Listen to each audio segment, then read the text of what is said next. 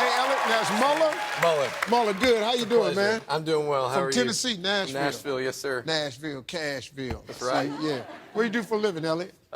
Speaking of Cashville, no, kidding. I'm a pastor. My wife, Britta, I married up. We have a 2-year-old at home and one on the way. And you might share a birthday with this one. If it's a boy, we're going to name it Steve. If it's a girl, Harvey.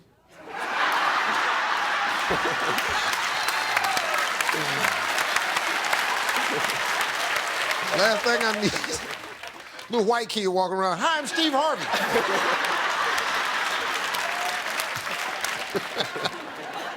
Okay, that's pretty good, man. Steve, we also have a wild peacock that lives in our backyard, so we brought you some feathers. Got a little scared me right there. Pull that first one out. You see me jerk a little bit? Sorry about that. Had a little hood moment. I'm sorry. Y'all got peacocks in the backyard? One wild peacock. He sheds every fall. That's pretty cool. You can have that one. I got plenty more.